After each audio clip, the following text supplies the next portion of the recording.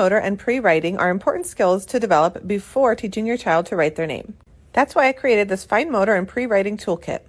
This includes sticker shapes, cutting strips, and when you're ready, cutting shapes, 4 different varieties of hole punch strips, tracing lines and shapes starting with vertical and horizontal lines, and dough letters that I laminate to use Play-Doh to shape letters on the cards. This pack also includes a letter to parents describing what fine motor and pre-writing is, a one-page list of 20 easy fine motor activities, and a letter describing why the tripod grasp is important.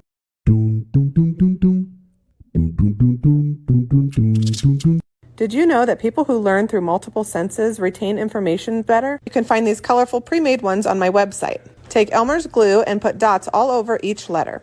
Once the glue dries, it creates this bumpy texture on your letters. Your child will see it, hear it, and touch it as they say, P says P.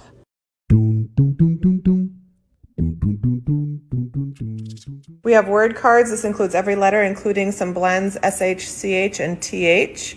This is great for the phonemic awareness part of learning letters. So ball, banana, bear, and balloon all start with the sound B, B. It includes my name pack where you get the name writing lines and tips on how to help your child write their name. We included our alphabet letter cards. These can be hung on the wall or they can be placed next to a tray when they're learning the letters. We have our letter hunt. You can put this on a clipboard and go around your house or your classroom searching for the letters, and when you find them, you trace them. I laminated mine so that it can be erased and used over and over. This also includes a number hunt.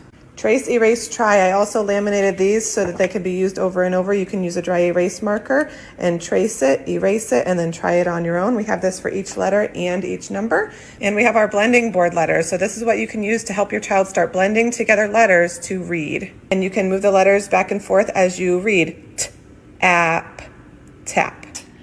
And I also included capital letter blending board cards just in case you want to read with capital letters, although the lowercase is the best option.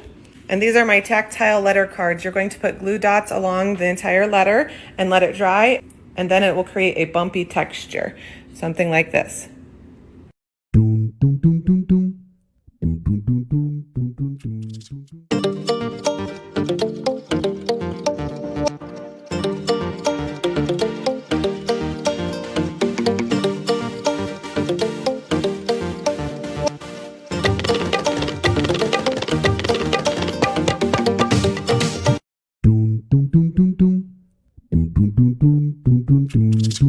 You want your preschoolers to use your word wall? You need to make it simple and accessible. I only use 8 total word cards so that it doesn't get overwhelming to the students. I also print them twice, and I'll put them on the table in a container so that students can find the word that they were looking at and put it right next to them when they are writing. This makes it much easier for them to be able to copy the words or the pictures.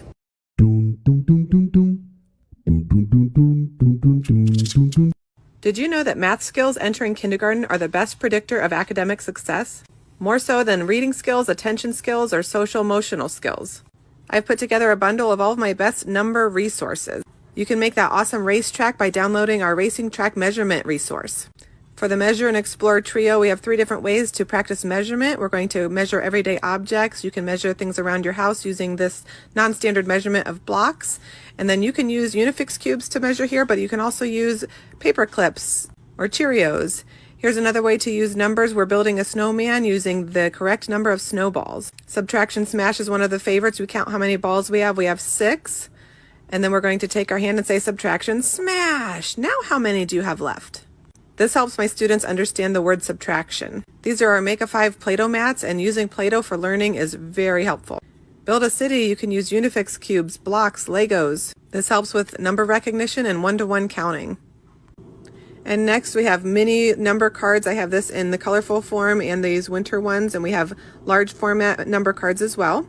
We also have our tracing cards. These can be used with a wet erase marker, or you can slide it into a dry erase pocket and use them over and over to trace the numbers. The Trace Erase Try pack is in here. It has all the letters and numbers. You're going to trace the number first, and then you're going to use a little paper towel, just a tiny one, crinkle it up and follow the lines just the way that you wrote it to erase it, and then you get to try it on your own.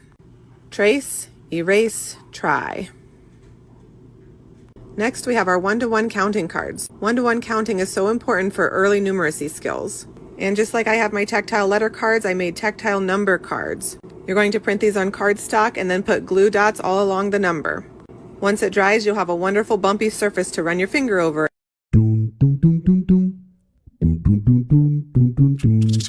Watch me give my full preschool assessment.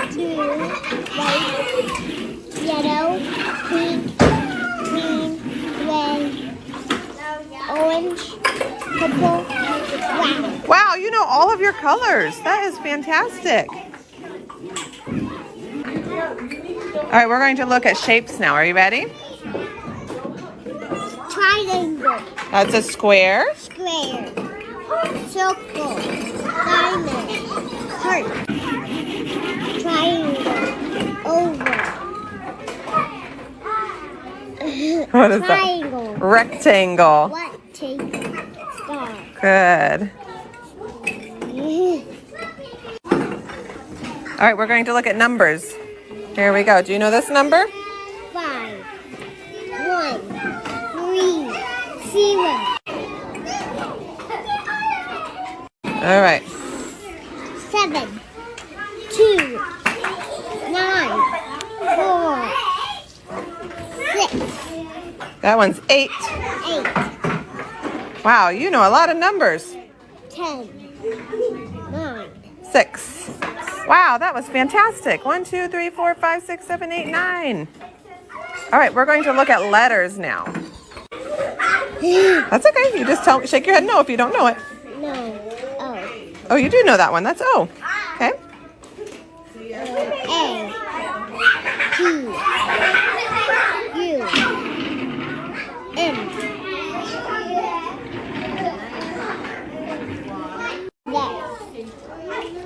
Next, we have lowercase letters. So it's the same. We're just going to go through it really quick, and you can just shake your head no if you don't know it. O. Yep, you know O.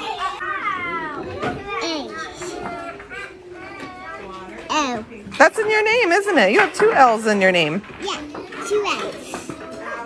P. I dot. I, yeah, that's in your name too. Okay, keep going. You're doing great. Can you count as high as you can for me? 1, 2, 3, 4, 5, 6, 7, 8, 9, 10, 11, 12, 13, 14, 15.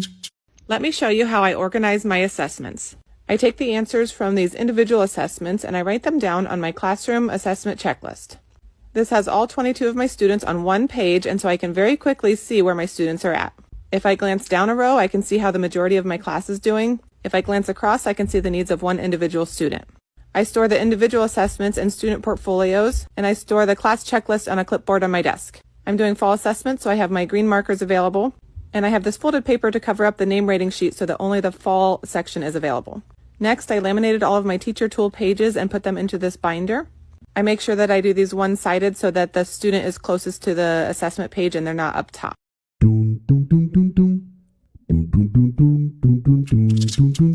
Here are my best tips on how to help your preschooler write their name. Watch as I fill out my name papers for one student. I always start name writing with just the student's first letter. This way it's not too overwhelming for them. I use my first letter template to show them what their first letter looks like in the box, and then the first row is to trace.